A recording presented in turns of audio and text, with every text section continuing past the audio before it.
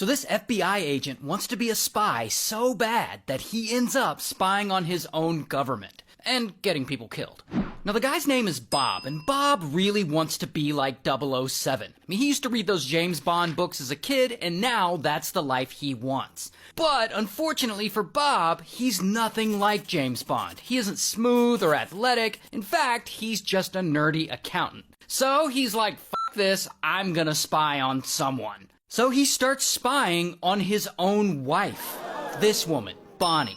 And so Bob will take like risque photos of Bonnie with her consent, but then without her consent, he'll show those photos to his friends. Not only that, he low-key sets up a CCTV camera in his bedroom that's hidden behind a photograph, and Bonnie doesn't know about this camera. And so Bob will film them smashing and then later show that to his friends. And his poor wife has no idea he's doing any of this. Dude is just trash. But anyway, in 1976, his dream finally comes true. He gets an opportunity to be an actual spy. Because one day, when he's 32 years old, he applies to the FBI, and he actually gets hired. And they only have him working on financial crimes and accounting stuff, but whatever, his foot is in the door. 3 years later, he gets relocated to New York City, where he works in the Soviet counterintelligence unit. And here he's like, this is it, this is my big shot, I'm gonna be like 007. But unfortunately, they kind of stick him doing administrative work, handling classified data and stuff like that.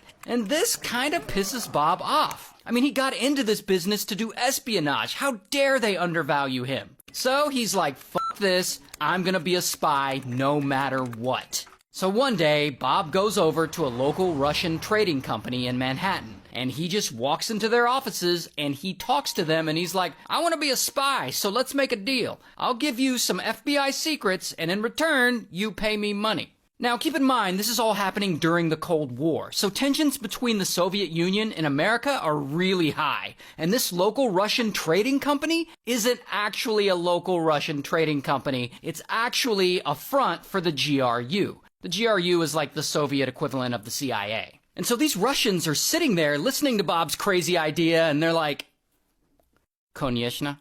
And so, boom, they have this arrangement. And finally, Bob is officially a spy. Just, you know, for the opposing team. And soon he's communicating with the Soviets over encrypted radio transmissions, and they dead drop him cash. And he's telling them about some Soviet places that the FBI has bugged. He's telling them the names of suspected Soviet informants for the FBI. And some of these informants he's naming end up getting arrested in the Soviet Union or executed over this. But Bob don't really care. He got what he's always wanted, plus he's getting paid. So